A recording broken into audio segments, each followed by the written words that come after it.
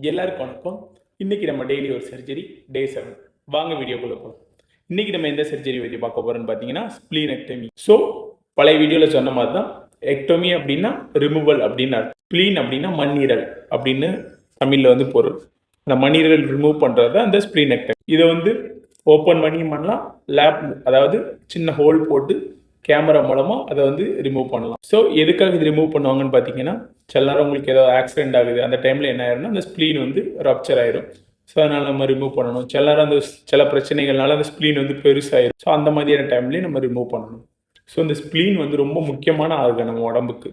எப்படின்னு பார்த்தீங்கன்னா, நம்ம ஏதாவது ஒரு இன்ஃபெக்ஷன் வருதுன்னா அதில் வந்து அது கூட ஃபைட் பண்ணுறதுல ஒரு இம்பார்ட்டண்டான ரோல் வகிக்குது. உங்கள் உடம்புல இருக்கிற நம்ம பிளட் இருக்குது பார்த்தீங்களா, அதில் இருக்கிற ஆர்பிசி டபிள்யூபிசி எல்லாம் அதிகமாக இருந்து ஸ்டோர் பண்ணி வச்சுக்கிறது, அதுக்கப்புறம் கொஞ்சம் பழசாயிட்டுனா அதை வந்து வெளியேற்றுறது, இந்த மாதிரியான ரொம்ப முக்கியமான ஃபங்க்ஷன்லாம் வந்து இந்த ஸ்ப்ளீன் வந்து பார்த்துக்கிறது. ஸோ அப்படிப்பட்ட ஸ்ப்ளீனை நம்ம சேஃபாக பாதுகாக்கணும் இல்லையா? ஸோ இதெல்லாம் பாதுகாக்கிறதுக்கு வந்து என்னென்ன மாதிரியான ப்ரிவென்ஷன்லாம் நம்ம பார்க்கணும்னு பார்த்தீங்கன்னா, ப்ராப்பராக வேக்சின் எடுத்துக்கிடணும். ஹெச்பிஎஸ்ஏஜி வேக்சின், அப்புறம் வேறு இருக்கிற வேக்சின்லாம் எடுத்துக்கிடணும். அது டாக்டரை கன்சல்ட் பண்ணி நீங்கள் எடுத்துக்கோங்க. அப்புறம் ப்ராப்பராக ஹேண்ட் வாஷ் பண்ணணும். அதுக்கப்புறம் ஏதாவது ஒரு ஹாஸ்பிட்டல் போகிறீங்க அந்த மாதிரி சமயத்தில் வந்து ப்ராப்பராக வந்துட்டு வீட்டுக்கு வந்துட்டு குளிச்சுருங்க, ஹைஜீனாக இருக்கணும்.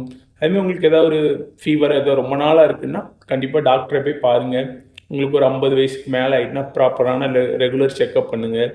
இந்த மாதிரியான ஒரு சின்ன சின்ன ப்ரிவென்ஷனால் நம்ம பெரிய பிரச்சனைகள் வர்றதுலேருந்து தவிர்க்கலாம். நம்ம ஸ்ப்ளீனை பத்திரமா பார்த்துக்கலாம். ஸோ நல்லா ஹெல்த்தியாக சாப்பிடுங்க, ரெகுலராக எக்ஸசைஸ் பண்ணுங்கள். அதுவும் அந்த ஸ்ப்ளீனுக்கு வந்து ஒரு நல்ல ஹெல்த்தியான இதை கொடுக்கும்.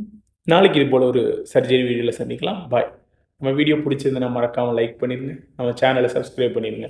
உங்களுக்கு எதாவது சர்ஜரி பற்றி தெரியணும் அப்படின்னா கீழே கமெண்ட் பண்ணுங்கள், நாளைக்கு அதை பற்றி எக்ஸ்பிளைன் பண்ணுறேன். பாய்.